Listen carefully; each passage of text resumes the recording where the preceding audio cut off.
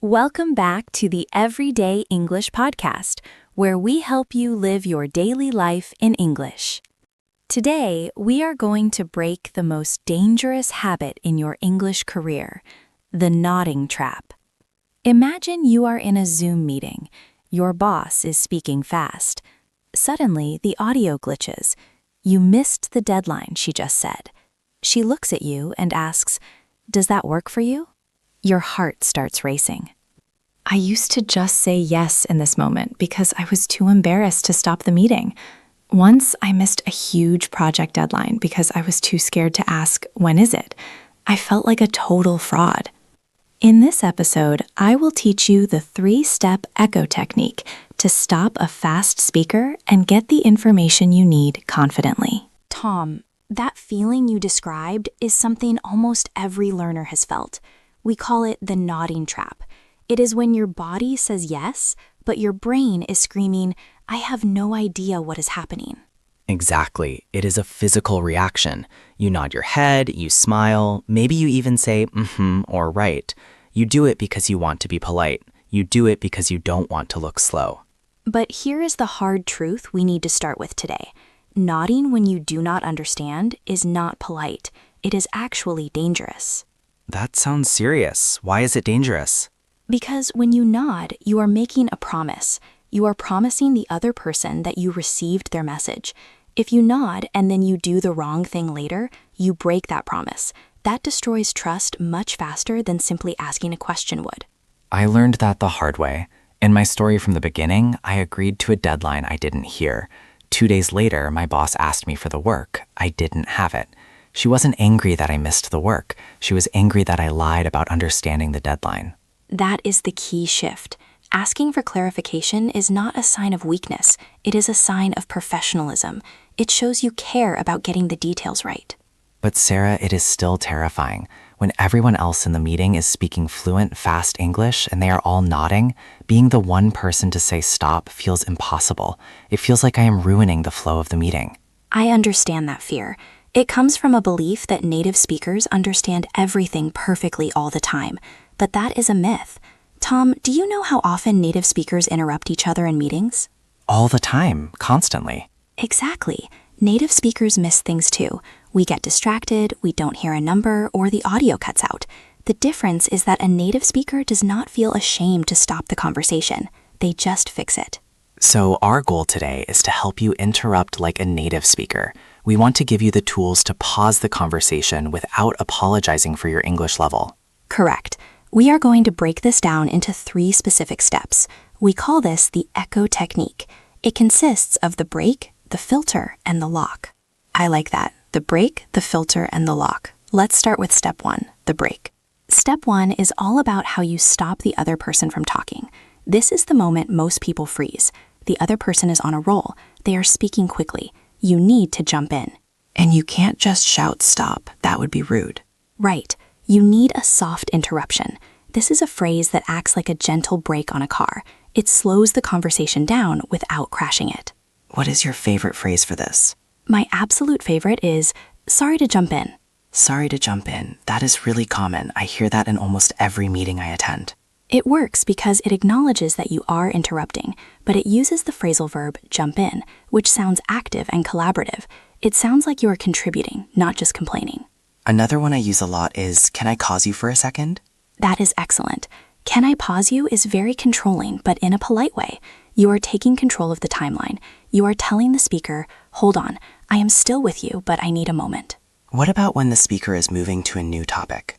Sometimes I understand the first point, but they are already moving to the second point and I am still processing.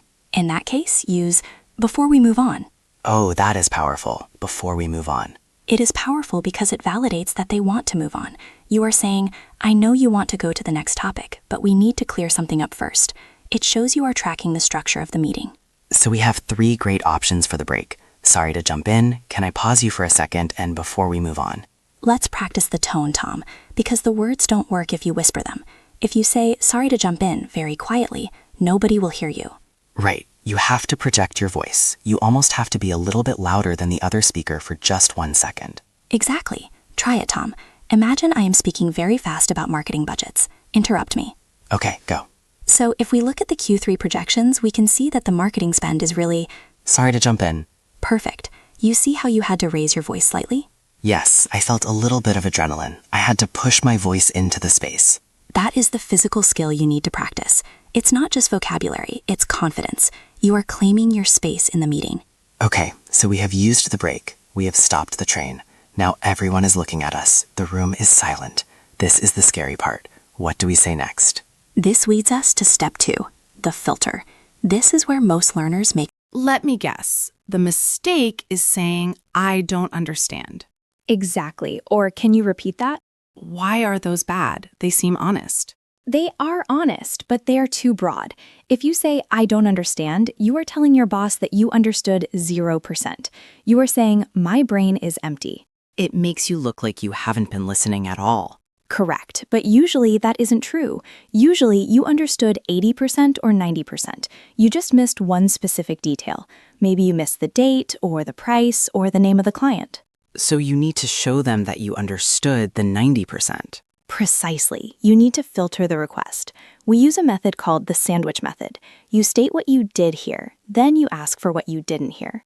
Can you give us an example? Let's say your boss says, we need to send the final report to Mr. Tanaka by Friday at noon using the secure server. Okay, that is a lot of information. Report, Tanaka, Friday, noon, secure server. Imagine you heard Friday and secure server, but you missed the name. Okay, so instead of saying repeat please, I would say, I caught the deadline of Friday, but who are we sending it to?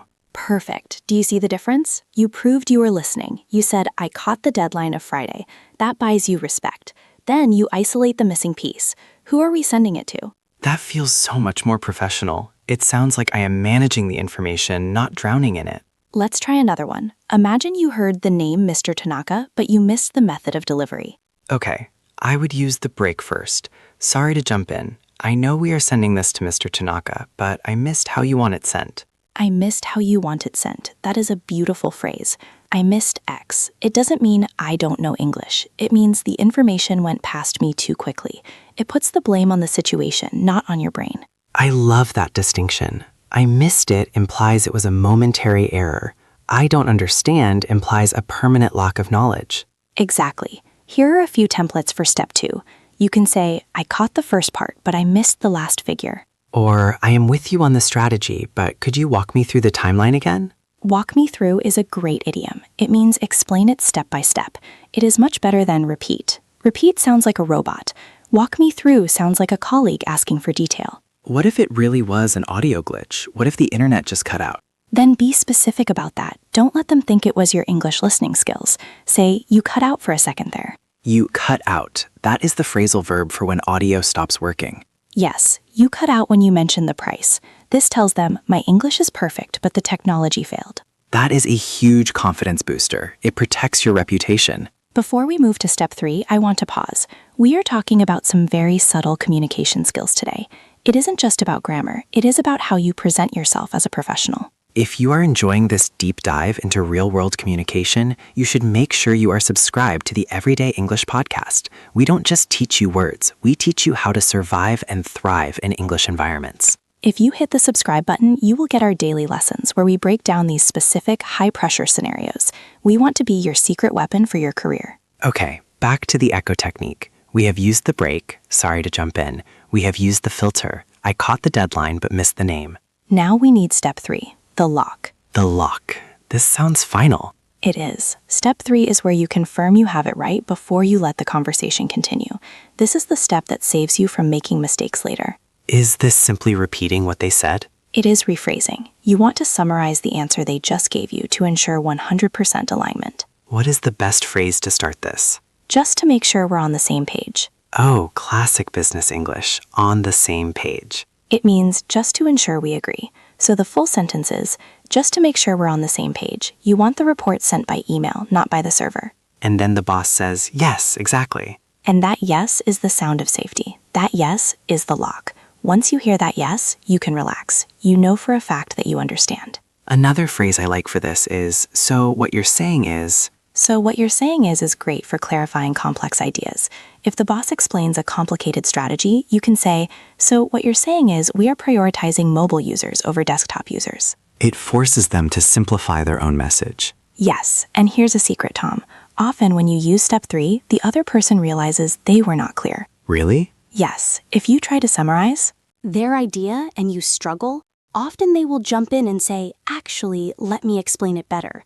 You help them clarify their own thoughts. So you are actually helping the meeting by doing this. You are the most helpful person in the room. You are the one ensuring clarity. Let's put it all together. We need to hear what this sounds like in a full flow. Okay, let's do a role play. I will be the fast-talking boss. You are the employee. I want you to use the full echo technique. Break, filter, lock. Okay, I am ready. I am nervous, but I am ready. All right, we are in a meeting. I am assigning you a task. Okay, Tom, so for the Q3 launch, we are going to need the assets. I want you to coordinate with the design team, but make sure you don't use the old brand guidelines because they are outdated. And we really need the new color palette applied to the hero images by Thursday. Sorry to jump in. Yes? I caught that we need the new color palette, but I missed which specific images you want them applied to. Oh, the hero images, the big ones for the homepage. Got it. So just to make sure we're on the same page, you only need the homepage hero images updated by Thursday, not the whole site? Exactly, just the homepage. Understood. Thanks. Cut. That was perfect, Tom. How did that feel? It felt controlled.